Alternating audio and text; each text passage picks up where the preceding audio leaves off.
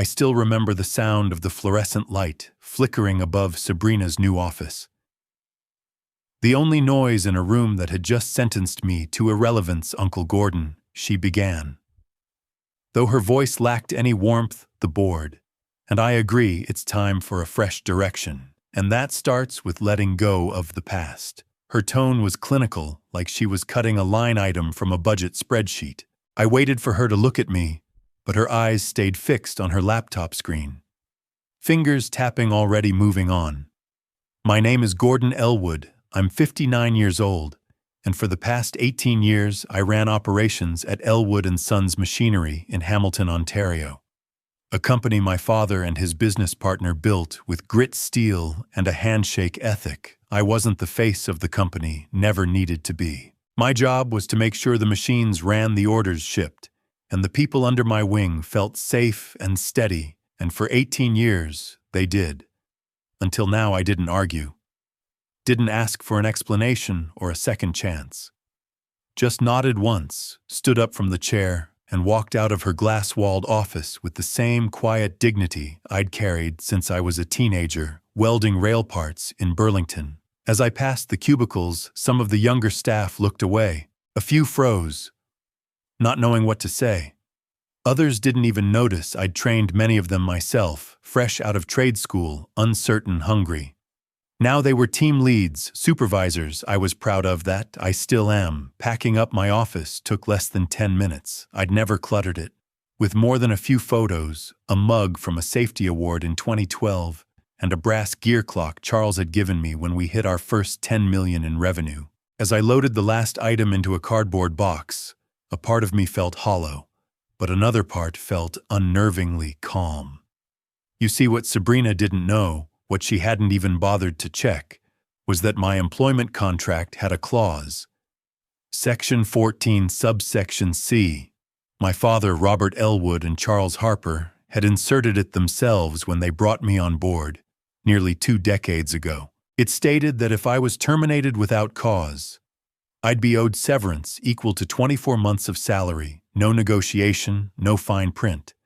It was their way of making sure loyalty went both ways. I'd never thought I'd need it. But that's the thing about legacy: people either preserve it or they replace it.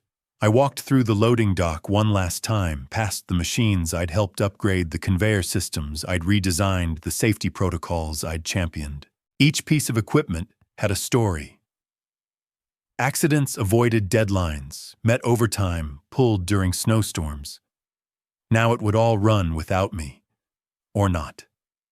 When I reached my truck in the gravel lot, I placed the box in the passenger seat, then sat behind the wheel, staring through the windshield at a company I had once believed I'd retire from. I didn't turn the key right away, I just breathed. Slowly, steadily. Like I had when I held Linda's hand during her chemo sessions. Like I had during the nights I stayed late fixing hydraulic pressure failures no one else could troubleshoot. Steady, that's how I'd always lived. Then I pulled out my phone and called Henry Foster. He picked up on the second ring. It happened. I said simply, "You were right." There was a pause, then his familiar chuckle. "They really did it. You're out." I nodded, even though he couldn't see it. She said they needed a new direction. Apparently I was part of the old map, Henry exhaled. Then let's introduce them to the clause they forgot to read. I'll draft the notice tonight. Do you have the contract copy I annotated? I glanced at the glove compartment where the folder sat just as I'd left it, after our lunch 6 months ago, when the first board whispers had started. Still here, I said. Didn't think I'd need it this soon. When I got home, the house was still. Linda had passed 4 years ago, but her touch remained in every corner, framed pressed maple leaves, the knitted cover on the couch. Her favorite mug still in the cupboard. I placed the box on the kitchen table and pulled out the contract, flipping to the highlighted clause. I traced my finger along the sentence Henry had once circled in red pen. Termination without documented cause shall entitle the employee to a severance of no less than 24 months' salary at current market rate. I didn't feel vindictive, I didn't feel angry, I felt measured, logical. They'd made a decision, and now I would too. Before bed, I made one more call. Thomas Baldwin, our head of engineering for the past 12 years, he picked up sounding groggy and tense. She let me go too, he said before I could speak. Said my division was bloated. I exhaled, not surprised. Check your contract, I said. Then call Henry. You're not the only one. When I hung up, I stared out the window into our backyard. The maple tree Linda and I had planted when we first moved in was tall, now weathered, gnarled in places, but standing strong. I knew then this wasn't just about severance. It was about memory, about foundation, and about proving once and for all that roots matter, even when new branches forget where they come from. Thomas and I met 2 days later at a small diner in Dundas, one of those places where the menu hasn't changed in 20 years, and the waitress still calls you hun, no matter your age. He looked tired, not angry, just deflated. He'd been the backbone of our engineering team since 2010. A quiet genius with machine tolerances and a gift for finding elegant solutions to clunky problems. Now he was sitting across from me in a windbreaker that didn't quite fit right, stirring a coffee he wasn't drinking. 12 years, he said finally. No warnings, just a 5-minute meeting and a thank you for your service. I nodded. Sabrina's not wasting time. She let Jennifer go. The same day, quality controls being outsourced, said we're too manual. He shook his head and muttered, "Manual is what kept our return rate below 1%. I pulled a folder from my bag and slid it across the table to him. Check your contract, Section 10. You've got protections too. Henry already reviewed it. You're owed at least a year's severance." He opened it slowly, scanning the highlighted sections. You kept a copy of my contract. Back them all up, I said. Just in case the company server accidentally lost them after her first restructure memo, Thomas let out a low whistle. You always did plan 3 moves ahead. I didn't reply. There was no satisfaction in being right. Not when good people were being tossed aside for the sake of optics and spreadsheets. Later that day, I called Jennifer. She didn't answer, but I left a voicemail. It's Gordon. You're not alone in this. Check your contract. Call Henry Foster. He's helping. A few minutes later, she texted back, "Already did. Got a year's severance. No NDA signed. Thank you, Gordon." That night, I sat at my kitchen table with a pad of lined paper and a black pen. I wrote down names, not of enemies, but of allies. People like Thomas, Jennifer Ravi in procurement, Elaine in safety, Carl in assembly, folks with decades of experience quietly erased in Sabrina's quest to modernize. Some were retired now. Some had been pushed out over the last year, one memo at a time. But all of them still mattered. Still knew what made that company run. I thought of my father, Robert Elwood, who used to say, "Machines are predictable, people are the real craft." He'd be furious if he saw what the company had become, if he saw his granddaughter treating legacy like scrap metal. I knew I needed options, not revenge, not yet, just possibilities. So I picked up the phone and called someone I hadn't spoken to in almost a year. Colin Bouchard, owner of Maple Ridge Components in Kitchener. A gruff, no-nonsense type with silver hair, thick hands, and an even thicker Rolodex.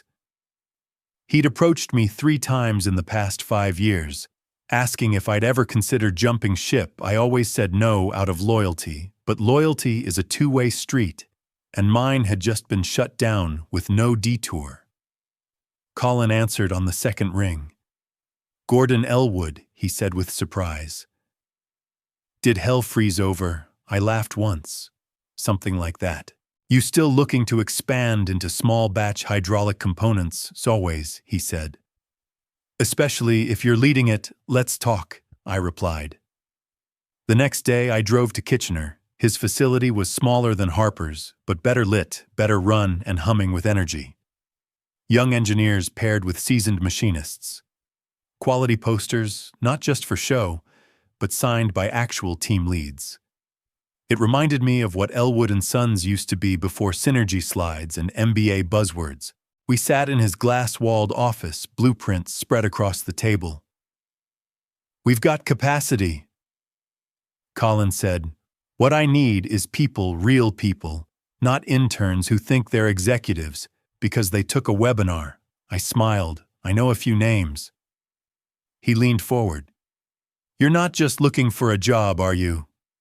"No," I said plainly. "I'm looking to build something. Something that proves experience still matters, that process pride, and people count for more than quarterly optics." He grinned.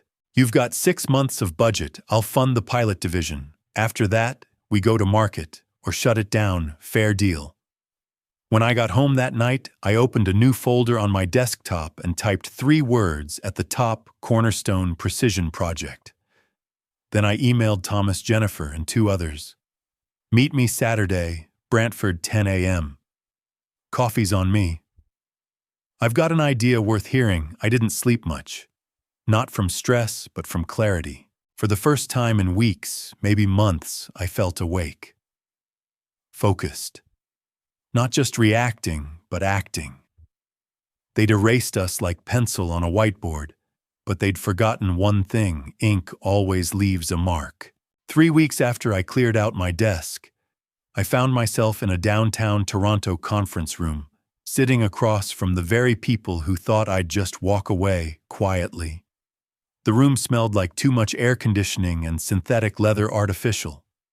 Like the tone in Sabrina's voice when she walked in 10 minutes late wearing a beige blazer too sharp for someone with so little history in the company she now commanded. To her right sat a young man named Justin, corporate counsel, newly hired. Couldn't have been older than 30. Clean haircut, shiny shoes, and a look that said he'd memorized every policy but lived through nothing yet. To my left was Henry Foster, my lawyer and oldest friend, who had seen every type of corporate bluff play out over the years, and had the kind of quiet confidence you can't fake. "Let's get to it," Sabrina said, flipping open a slim folder. "We're here to finalize Mr. Elwood's exit." She didn't use my name, didn't say hello, just business. That was fine. I hadn't come for pleasantries. Henry opened his briefcase and laid out a single printed document, my contract highlighted in yellow. "As outlined here," he said calmly, tapping the clause with his pen.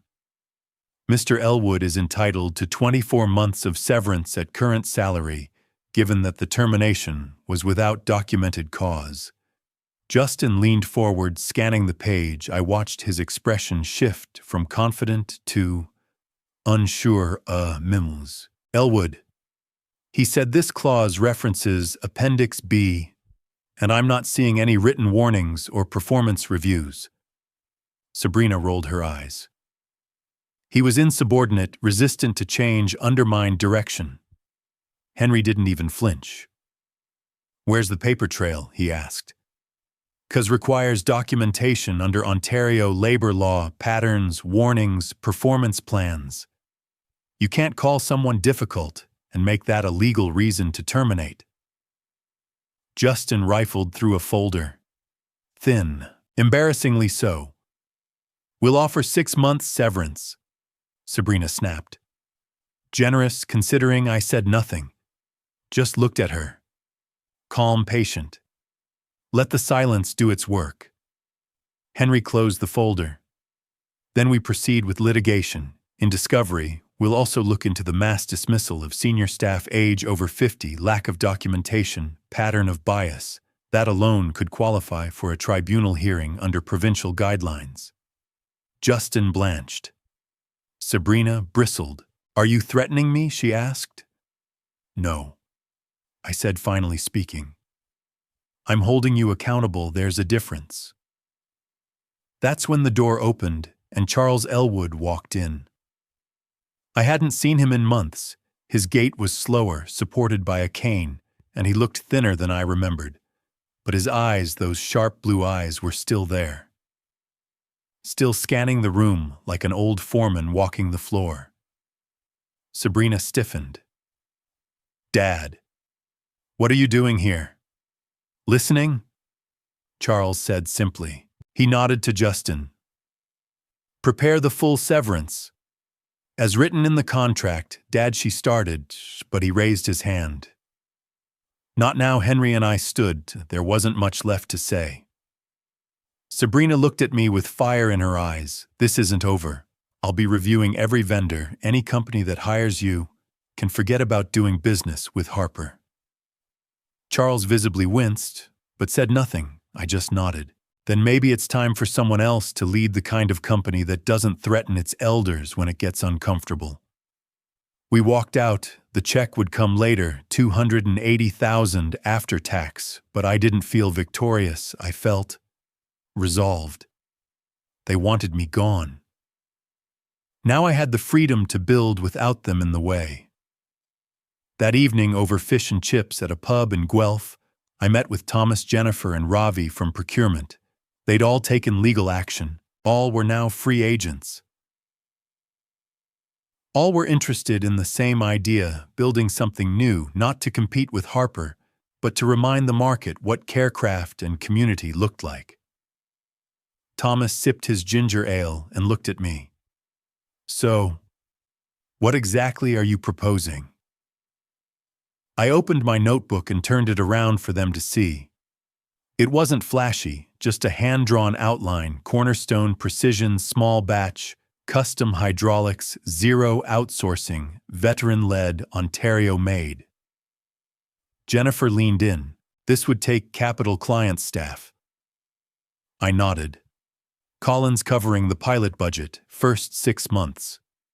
We don't need 20 people, we need 5 who care, and I think we already have them." Silence followed, but not the awkward kind, the kind where ideas begin to take root. Ravi finally smiled. "Let's make something that lasts. Something we're proud to put our names on." I raised my glass to the ones they forgot. We clinked glasses, not out of revenge, but out of purpose. Because sometimes the best way to respond to being erased is to write something new in ink and in steel. The smell of coffee and sawdust blended in the air as I walked into the converted workshop space in Guelph. It wasn't much, just 2,500 square feet, a few borrowed desks and 2 CNC machines leased from a retired machinist up in Sudbury. But it was ours to build. Ours to shape, ours to prove that we weren't relics of the past. We were the steady hands the future still needed. Thomas was already there. Sleeves rolled up, sketching a modification to a rotary valve housing on graph paper like it was 1986. "Still do it by hand," I teased. He didn't look up. "You can't feel tolerances through a screen." I smiled and set my bag down. Jennifer arrived next, lab coat, folded over her arm, toolbox in hand. "Don't ask me to test anything until I've calibrated the micrometer myself," she said. "No automated system tells me what my eye can see better." We were old school, yes, but old school didn't mean outdated. It meant thorough. It meant proven. It meant earned by noon. We had our first team meeting at the folding table we used as a temporary conference space. I opened my laptop and clicked to a slide with 5 words. Midwest Robotics. Request for quote. The part Harper failed to deliver, I explained, is the one Jason Hall designed before he left. I called him last night. He's in. Jason, the sharp young CNC programmer who'd been grossly underpaid at Harper, walked in 5 minutes later, carrying a flash drive and a steel part he'd printed on his home rig. "I reverse-engineered the original," he said, placing the part on the table, tighter specs, lower vibration profile. Thomas examined it under the shop light. "You did this without Harper's proprietary software." Jason nodded. "Open-source tools. Better than their licensed junk anyway." Jennifer whistled softly. "That's 0.002 mm tolerance if I'm not wrong." Jason grinned. "You're not." We all looked at each other for a moment. It wasn't flashy, wasn't press-worthy, but it was real, tangible. The kind of work that gets passed from hand to hand, not just from inbox to inbox. We'll run the first sample in-house. I said Colin has a contact at TriStar Automation in Kitchener. They're willing to test it live in a demo rig. If it holds, they'll introduce us to their supply chain. Thomas leaned back. All this because Sabrina decided experience wasn't scalable. No, I replied. All this because we never stopped caring about the work. Later that afternoon, I got a text from Jennifer, just one line and a photo. Harper just lost another client. The image showed an internal memo forwarded by a former QA analyst. Production delays, repeated rework, and a missed shipment to Mapletech Drilling, one of their biggest clients in Saskatchewan. I forwarded the image to Colin with a short note. Opportunity window opening faster than expected. That evening, we met Colin at his main office in Kitchener. He reviewed the sample, held it in his palm, and nodded with a tight smile. You didn't just match Harper's part, he said. You improved it. Jason beamed, but I could see something else in his face. Relief, pride, maybe even vindication. Colin poured us each a glass of rye. You've got your pilot run funded. I'll personally handle client introductions. But make no mistake, after 6 months, this needs to fly on merit, not memories. Agreed, I said. We don't want charity, just a chance. Jennifer raised her glass. To building with purpose, we toasted quietly, no bravado, just resolve. Back at the shop that night, I stayed behind after everyone left. I walked the floor, touching the edge of the lathe, the base of the old drill press we'd restored. I thought of Linda, how she used to meet me at the door with a cup of tea when I came home late. I thought of my father, how his hands always smelled like steel and soap, and I thought of Sabrina, not with anger, but with pity. Because someday when the clients are gone and the goodwill dried up, she'll look back and realize you can't replace legacy with trend reports. You can't spreadsheet out trust. Before locking up, I taped a quote to the inside of the workshop door. It was something Charles once said after a long day on the line when I was still just a floor supervisor. You build a good company like you build a good machine, one thread, one bolt, one decision at a time. Get those right, and it'll hum for decades. Tomorrow we'd begin our first real production run. Not to prove someone wrong, but to prove that good work still matters. The hum of the CNC machine was almost meditative. Jason stood beside it, arms folded, eyes locked on the first aluminum component. As it rotated under the drill head shavings, curling like silver ribbons. The program was his, the tooling setup. Thomas's, the tolerances, Jennifer's domain. And the whole thing, the mission, the momentum was ours. This wasn't some prototype pulled together for show. This was real.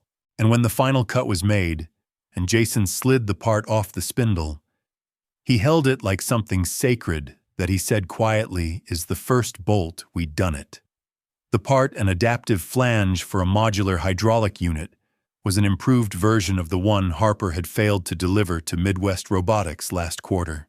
Jason placed it in the padded box with quiet reverence. Jennifer took it to the QA bench, ran the micrometer along the edges, checked weight tolerances, and nodded 0.003 mm variance, she said. We're better than they ever were. Thomas clapped his hands, once satisfied. Ship it. That afternoon, I drove the part myself to TriStar Automation in Kitchener. Their VP of Manufacturing, a tall, straight-talking Métis woman named Aileen Travers, met me in the service bay. You're not from Harper, she said, scanning my badgeless shirt. Not anymore, I replied. I used to be left when the legacy did. She smiled, holding the part up to the light. Looks solid. The last batch we got from them, 4 out of 20 had hairline fractures. We walked the floor together, no sales pitch, no brochure, just respect for the work and the people doing it. Aileen placed the part in their pressure testing rig, entered the baseline tolerances, and gave a nod. We'll run it at double stress overnight. If it holds, we'll be talking contracts. Back at Cornerstone, I updated the team. Midwest Robotics is waiting on TriStar's sign-off. If we land this, we've got our first ongoing order. Jennifer grinned, then turned back to her test report. Thomas scribbled something in his notebook. Jason adjusted the toolhead for the next run. No cheering, no fist bumps, just purpose. The next morning, I received a text from Aileen. 0 fail rate. Call me at noon. When I did, she didn't mince words. We'll issue a PO for the first 100 units, 3-week turnaround. You good for that? I glanced around the shop. Tight, ambitious, but possible. We're good. I forwarded the PO to Colin Bouchard with the subject line, "First stone laid." He called back within the hour. I'm impressed. And I don't impress easy. Ready to scale, we will be. I said. But Colin, we're going to need more hands. By the end of the week, we'd signed on 2 more former Harper employees. Sandy, a machinist with 22 years of precision lathe experience, and Leo, an old-school parts packer who could wrap a valve component faster and safer than any automated system I'd ever seen. We didn't need fancy, we needed steady, and steady showed up. Then something curious happened. My inbox started receiving messages, not from customers, from inside Harper. The first was from Mark, a junior engineer still under probation. I don't know who to trust here anymore, he wrote. Vanessa's department just halved our QA budget, the floor's falling apart. Then came a message from Elaine, the health and safety supervisor. They're skipping annual maintenance to save costs. I've filed 2 reports, both buried. The cracks were widening, the same ones Sabrina insisted didn't exist. But I didn't forward the emails, didn't share them with Colin. Not yet. I wasn't here to destroy Harper. I was here to build something better. But I would keep the messages like breadcrumbs leading back to the center of the rot. A few days later, Colin invited me to a quiet breakfast meeting at a country inn outside Cambridge. You're onto something, he said between bites of toast. The clients Harper took for granted are looking around. We just need one more anchor account to stabilize your burn rate. I leaned forward. What if I told you that one of Harper's key sectors, custom fluid modulation systems, is completely unstaffed? He blinked. You're serious, completely? I said they sold the test benches, fired the senior designer, Jason has a backup of their rejected schematics, and TriStar's asking about design custom hybrid units. Colin sat back, exhaled slowly. Then we stop walking, and we start running. That night, I stood alone again at the shop.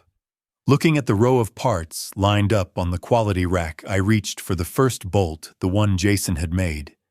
The one Jennifer had certified. The one that passed a stress test Harper couldn't even survive. I placed it on my desk on a little wooden base I carved from a scrap pallet. And underneath it, I wrote one word on a brass plate. Proof. Not proof that we were better, but proof that we never stopped being enough. The call came on a Tuesday morning, just after 8 a.m., as I was reviewing component cost projections with Thomas and Jason. The name on the screen made me pause. Charles Elwood. I hadn't heard his voice since that tense meeting in Toronto, the day he overrode his own daughter's decisions and told her in front of corporate counsel to honor my contract. I stepped into the alley behind the shop before answering Gordon. He said, his voice thinner than I remembered, but steady, "We need to talk." I waited. "It's Harper," he continued. "It's worse than I thought." I didn't respond, just let the silence hang. Sabrina's been liquidating assets, sold off half the specialized tooling last quarter. A third of the staff's gone. They've missed 3 major shipments and 2 clients are preparing to walk. Still, I said nothing. Letting him carry it, there's no quality oversight left, no engineering lead. She's cutting corners on procurement, ordering from overseas vendors I've never heard of. I should have seen it earlier. I should have. "Why are you calling me Charles?" asked, my tone even. Because I need your eyes, and because the board's beginning to panic. They want options. She's refusing help. I'm out of formal power, but I still hold majority voting rights. Sir, I need you to come to my home in Oakville tonight, 7 p.m. Bring Thomas if he's willing. The board will be there. I exhaled slowly. You're not going to like what I have to say. Then say it anyway, he replied. We owe the truth to what we built that evening.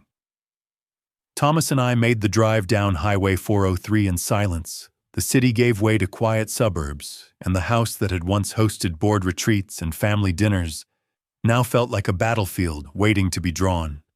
Charles met us at the door, leaning heavily on his cane. He looked older, smaller, but his eyes sharp as cold steel. Inside, we found 5 board members seated around the long dining table. Thérèse Bélanger, Albert Ung, 2 financial trustees, and Charles himself at the head. Sabrina was absent. She refused to attend. Charles said any meeting without her isn't valid. She's not wrong, Thomas said under his breath. I shot him a glance, careful. Not yet. Charles turned to me. Gordon, walk us through what you've seen. I opened my folder, pulling out the production memos leaked from Harper. Photos of stripped-down equipment, bays, QA logs, signed by temps, emails from clients expressing concern regarding order stability. Then I laid down a chart showing Cornerstone Precision's growth. 2 successful batches delivered 3 contracts pending 0 return rates. This isn't a sales pitch, I said. This is what it looks like when you respect the work. Harper's collapse isn't a mystery, it's mismanagement, plain and simple. Albert Eng leaned forward. Do you have a proposal? I nodded. Merge Harper's legacy engineering unit with Cornerstone, retain the brand, but with new leadership, new operational oversight, and rebuilt quality systems. And who would lead that? Thérèse asked. I didn't hesitate. Thomas and Jennifer. With advisory oversight from me for 6 months, Charles looked down at his hands, then back up. It's not ideal, but it may be the only path forward. Silence. Then I move that we vote, Charles said. 4 hands raised, unanimous motion passed. The next morning, Sabrina found out, not through an email, through a change notice posted to the Harper internal portal notifying all staff of the merger.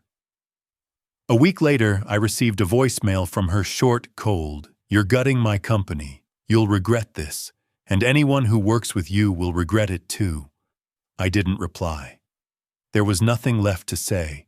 That same day, Colin met me in our new expansion space, an old warehouse on the edge of Guelph. Freshly cleared, ready to be converted into Cornerstone's second facility. I heard he said, handing me a fresh set of blueprints. You're not just building something anymore. You're inheriting the broken parts of someone else's dream. Not broken, I said. Just misused.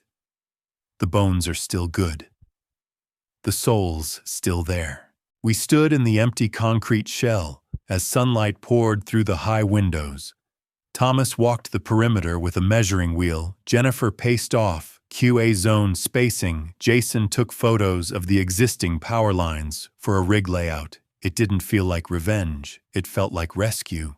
And maybe redemption. The boardroom at Harper Machinery hadn't changed. Same walnut table polished within an inch of its life. Same skyline view of downtown Hamilton, with the smokestacks in the distance standing like silent sentinels over a city that still knew how to build. But what had changed? What was undeniably different was the tension in the air. Everyone felt it, even Sabrina. She stood at the head of the table, clicker in hand, flipping through slides at a pace too fast to be confidence, too slow to be accidental. Behind her charts, blamed revenue drops on supply chain instability, legacy process inefficiencies, and resistance to modernization. What the slides didn't say, but everyone in the room already knew, was that revenue was down 37% in the last 2 quarters. 3 major contracts had been lost. Quality assurance metrics had flatlined. and internal employee satisfaction scores had hit an all-time low. She paused mid-sentence when she saw me sitting at the far end of the room. "What is he doing here?" she snapped. "He doesn't work here." Charles, seated quietly beside the board chair, didn't answer. Instead, he nodded toward Mr. Kwan. The acting board secretary, Mr. Kwan, stood Miss Elwood. He began. "The board has convened this special session to formally review leadership effectiveness under your tenure as interim CEO. As per company bylaws, external advisors may be present at the board's request. Mr. Elwood has been invited to present a proposal." Sabrina scoffed. "This is a setup." "No," Charles said, speaking for the first time. "This is accountability." She looked at him with something between betrayal and disbelief, but said nothing. I stood, slowly opened the folder in front of me, and laid down 4 sheets: Harper's missed delivery reports, QA failure logs, exit interviews from 5 recently departed senior staff, a formal proposal for merger and operational restructuring. No anger, no embellishment, just facts. Then I added 1 more page, a letter of intent from TriStar Automation and Midwest Robotics, jointly stating their willingness to return as clients if legacy staff were reinstated and product reliability restored. Albert adjusted his glasses. "And what exactly are you proposing, Mr. Elwood?" I met his gaze. "That Harper Machinery merges its legacy engineering division into Cornerstone Precision, with day-to-day operations led by Thomas Baldwin and Jennifer Lane under a 6-month performance review period." "And your role?" asked Thérèse Bélanger. "Advisory," I replied. "No title, no salary, just oversight to help transition what's left of the foundation into something sustainable again." Sabrina laughed, sharp and cold. "You really think you can just waltz in here, play savior, and take my company?" Charles stood now. It took effort. His cane scraped against the floor as he rose, shoulders slightly hunched, but voice clear. "You hold 20%, he said evenly. "I hold 51. And today I vote in favor of the proposal." She blinked. "You. What I believed in you." "Sabrina, I wanted you to lead, but leading isn't cutting, it isn't punishing. And it certainly isn't selling the tools that built this place to fund executive bonuses." Sabrina's mouth opened, but no words came out. The chairman turned to the board. "All in favor of the proposal, raise your hand." 4 hands went up. Hers didn't. Motion carried. I remained quiet as the board formalized the decision. Sabrina sat down, stiff, unmoving. The silence around her was louder than any shouting match. When the meeting adjourned, she stepped into my path as I turned to leave. "This isn't over," she said, voice low and tight. "Any vendor, any client that works with you, Harper, will blacklist them." I held her gaze. "That's not leadership, that's fear, and fear doesn't last." She turned away. I didn't stop her. Outside, the air was brisk. Autumn had arrived early in Hamilton, leaves rustling on the pavement, sky overcast with that familiar steel gray tone Ontario wore so well. Thomas joined me at the curb, briefcase in hand. "Did that just happen?" he asked. I nodded. It did. "And now what?" "Now," I said, "we get to work again. But this time we do it with both hands on the wheel." Back at Cornerstone, the team had already begun sketching the layout for expanded assembly. A sign had been delivered that morning. Legacy Division, Engineering and Innovation. It would hang over the new wing, the one built from Harper's past and Cornerstone's purpose. Because this wasn't just a boardroom victory. It was a course correction for something worth saving. A year after my termination, I stood on the observation deck of the new Cornerstone Precision and Harper Legacy Division facility on the eastern edge of Guelph below. The hum of machines was steady, familiar, the kind of sound that gets into your bones if you've worked long enough in manufacturing. It wasn't loud or chaotic. It was orchestral, a rhythm of precision. Thomas was walking the floor, clipboard tucked under one arm, gesturing to a young apprentice at one of the workbenches. Jennifer stood near the QA lab, her white coat dusted with graphite. As she carefully monitored calibration outputs, Jason was in the design pod, showing two co-op students from the University of Waterloo how to interpret thermal stress mapping. It didn't look like a rebuke of Harper Machinery. It looked like what Harper could have been, should have been, if it had remembered who built it. Charles joined me on the deck, slower now, his cane tapping gently against the metal railing. His coat was slightly oversized, his shoulders narrower than I remembered, but the gleam in his eyes had returned. "Quarterlies came in this morning," he said, handing me a printout. "Best margins we've posted in 5 years. 0 defects this quarter, employee retention rate 98%. I scanned the sheet. He was right. 3 new patents filed. 2 international inquiries. 4 legacy clients returned. They're even talking about nominating the team for an Ontario Industrial Excellence Award," he added. With a small, almost boyish smile, I handed him back the paper. "They're not doing it for awards, Charles. They're doing it because someone finally let them do the work the way it was meant to be done." He nodded. "You gave them that space, that trust." "No," I said. Looking back through the glass at the floor below, they earned it themselves. I just held the door open. We stood in silence for a while. Comfortable, familiar. Outside, the leaves were turning the maples that lined the lot, shifting to orange and crimson. "You know," he said after a pause, "Sabrina called me last month." I raised an eyebrow but said nothing. "She's in Miami now, trying to start a consulting firm. Said she was looking for investors, asked if I'd back her. I waited, I told her no." He continued. "Told her to come back to Ontario. Told her to work the floor, spend 6 months on quality, then 6 more in procurement. Start where her grandfather started." And she hung up. Charles said, a little sadness in his voice. "But she called back this morning, asked if the offer still stood. I didn't say anything, just watched Jennifer teach a junior tech. How to check thread tolerances by feel, not just numbers. Thomas leaning over a blueprint, marking changes with a mechanical pencil. Jason laughing with the interns. It wasn't about age, it was about attitude. About remembering that knowledge isn't obsolete just because it's not trendy, that roots matter when you're building anything meant to last. A text buzzed on my phone. From Aileen Travers at TriStar Automation, expansion confirmed. "Can you handle double capacity next quarter?" I turned to Charles. "Looks like we're about to get busier," he smiled. "A good problem to have."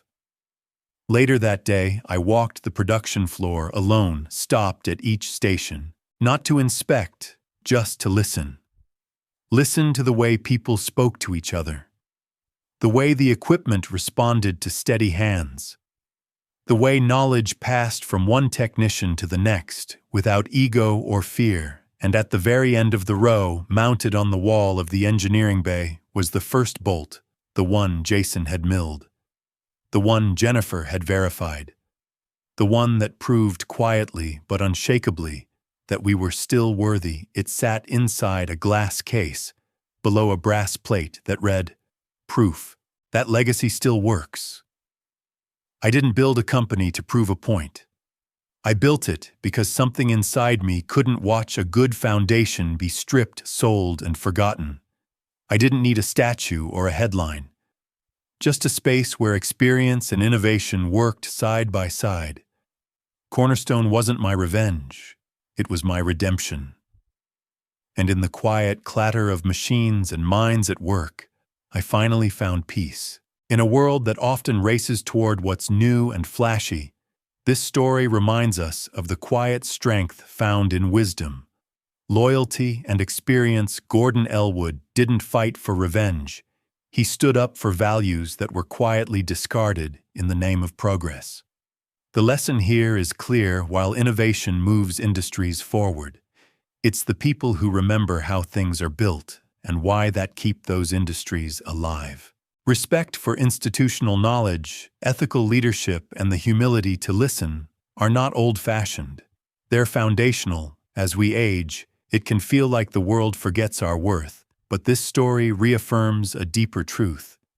Value doesn't fade with time, it deepens. What you've learned, endured, and passed on still matters, perhaps now more than ever. If you've ever felt dismissed, undervalued, or overlooked, simply because the world moved on without looking back, know this: your legacy lives not in titles or roles, but in the things you built and the people you quietly shaped along the way. If this story resonated with you, feel free to share your thoughts in the comments below. We'd love to hear what part spoke to your experience. And if you'd like to hear more stories like this, consider subscribing. Sometimes the quietest voices carry the deepest truths.